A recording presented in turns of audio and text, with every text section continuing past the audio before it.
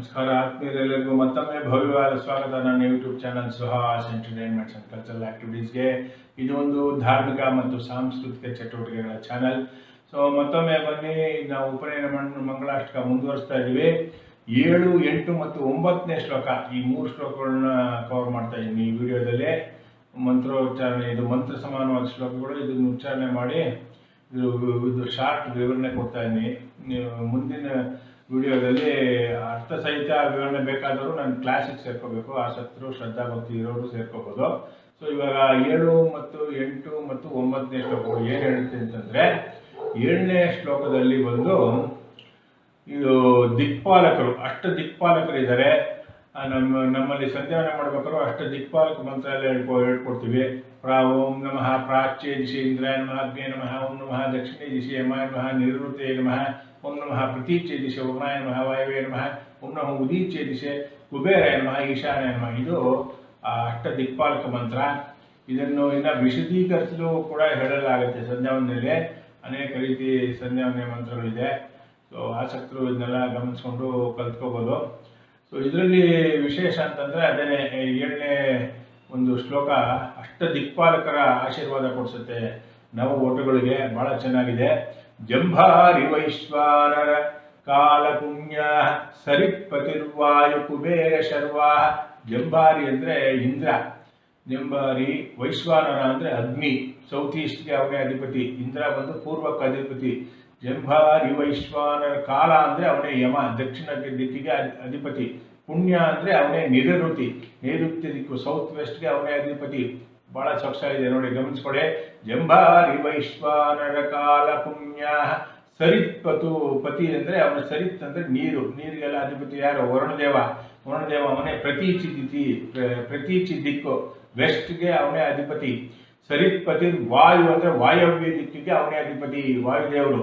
ಆಮೇಲೆ ಉತ್ತರಕ್ಕೆ ಕುಬೇರ ಶರ್ವಾಹ. ಶರ್ವ ಅಂದರೆ ಈಶಾನ, ಅವನೇ ಈಶ್ವರ.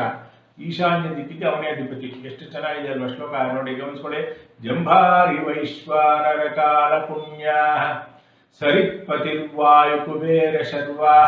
ಯತೆ ದಿಕ್ಪತಯೋ ಸದಾ ದಿಶಂತು ವಟೋಶ್ಚಿರಾಯುಃ ಶುಭಕೀರ್ತಿ ವಿದ್ಯಾಃ. ಯತೆ ಸದಾ ದಿಕ್ಪತಯೋ ದಿಶಂತು ವಟೋಶ್ಚಿರಾಯುಃ ಶುಭಕೀರ್ತಿ ವಿದ್ಯಾಃ. ಸೊ ಎಷ್ಟು ಚೆನ್ನಾಗಿದೆ, ಸೊಗಸಾಗಿದೆ. ಎಲ್ಲ 8 ದಿಕ್ಕುಗಳು, 8 ದಿಕ್ಪಾಲಕರಿರ್ತಾರೆ, ಅಧಿದೇವತೆಗಳು. ಅವರ ಆಶೀರ್ವಾದ ಎಲ್ಲ ಒಟ್ಟಿಗೆ ಸಿಗ್ತಾ ಇದೆ.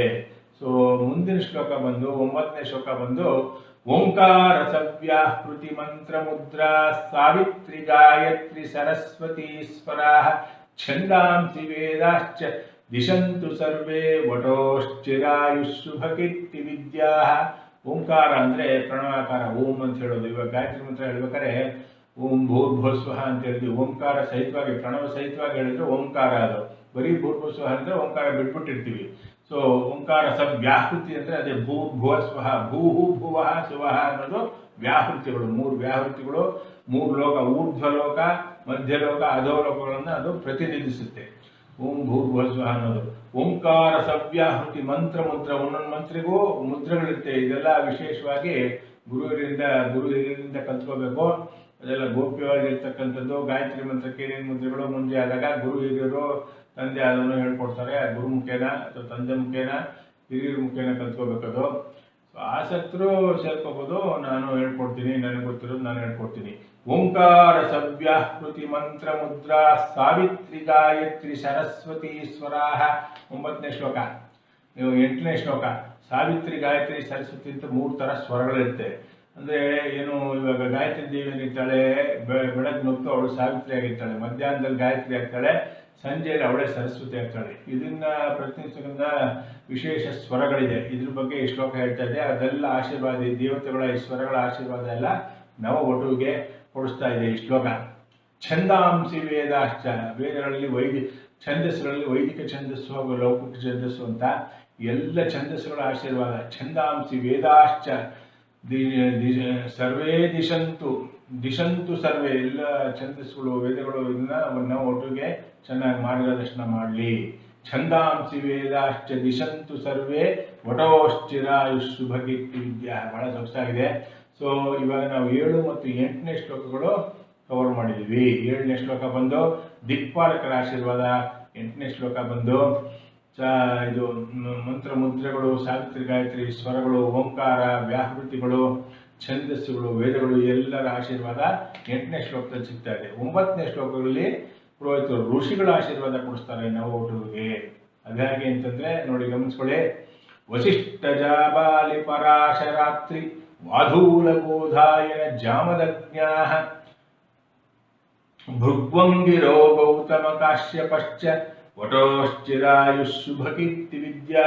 ಎಲ್ಲ ಋಷಿಗಳು, ವಸಿಷ್ಠರು, ಜಾಬಾಲಿಗಳು, ಪರಾಶರರು, ಅತ್ರಿ ಋಷಿಗಳು, ವಾಧೂಲ, ಬೋಧಾಯನ, ಜಾಮದಗ್ನಿ ಅಂದರೆ ಜಮದಗ್ನಿಯ ಮಗ ಜಾಮದಗ್ನಿ, ಹಾಗೂ ಪರಶುರಾಮ, ಹಾಗೂ ಭೃಗು, ಅಂಗಿರ, ಗೌತಮ, ಕಾಶ್ಯಪರು, ಈ ಎಲ್ಲ ಋಷಿಗಳ ಆಶೀರ್ವಾದ 9ನೇ ಶ್ಲೋಕದಲ್ಲಿ ಸಿಗ್ತಾ ಇದೆ. ಉಪನಯನ ಮಂಗಳಾಷ್ಟಕ ಅಂದರೆ 9ನೇ ಶ್ಲೋಕ ಒಂದು ಎಕ್ಸ್ಟ್ರಾ ಋಷಿಗಳ ಆಶೀರ್ವಾದ. ಸೊ ಇದೆಲ್ಲ ಕವರ್ ಮಾಡಿದ್ದೀವಿ. ಇವಾಗ ವಿಶೇಷರು, ಆಸಕ್ತಿ ಇರೋರು ಛಂದಸ್ಸು, ಡಿವೋಷನ್ ಸ್ತೋತ್ರಸು, ಶ್ಲೋಕಗಳು, ಮಂತ್ರಗಳು ಇದೆಲ್ಲ ಕಲಿಯಕ್ಕೆ ಆಸಕ್ತಿ ಇರೋರು ನನ್ನನ್ನು ಡೈರೆಕ್ಟಾಗಿ ಸಂಪರ್ಕ ಮಾಡ್ಬೋದು. ಹಾಗೂ ನಾನು ಸುಹಾಸ್ ಬ್ರಾಹ್ಮಿಣ್ಸ್ ಮ್ಯಾಟ್ರಿಮೋನಿ ಅಂತ ನಡೆಸ್ತಾ ಇದ್ದೀನಿ. 8762331825 ನನ್ನ ನಂಬರು. ವರ್ಲ್ಡ್ ವೈಡ್ ಯಾರ್ಯಾರು ಬ್ರಾಹ್ಮಿಣ್ಸ್ ಇದ್ದಾರೆ ಅವರೆಲ್ಲ ಆಸಕ್ತರು, ಅಗತ್ಯ ಆಗಿರೋರು ಕಾಂಟ್ಯಾಕ್ಟ್ ಮಾಡಿ. 8762331825 ನನ್ನ ನಂಬರ್ ಯೂಟ್ಯೂಬ್ ಸ್ಕ್ರೀನ್ ಮೇಲೆ ಬರ್ತಾ ಇದೆ. ನಾಮಿನಲ್ ಕಾಸ್ಟ್ ಇರುತ್ತೆ ಅಷ್ಟೇ. ಸೊ ಮುಂದಿನ ವಿಡಿಯೋದಲ್ಲಿ ಇಂಗ್ಲೀಷ್ ವಿವರಣೆ ಕೊಡ್ತಾ ಇದ್ದೀನಿ ಈ ಉಪನಯನ ಮಂಗಳಾಷ್ಟಕ. ಅಲ್ಲಿವರೆಗೂ ಮತ್ತೊಮ್ಮೆ ನೋಡೋಣ. ಹರಿ ಓಂ ಸತ್ಯ, ಜೈ ಶ್ರೀರಾಮ್, ನಮಸ್ತೆ. Suhas TP, manager, Suhas Brahmins matrimony, Jayanagar, Bengaluru 11. ನಮಸ್ಕಾರ.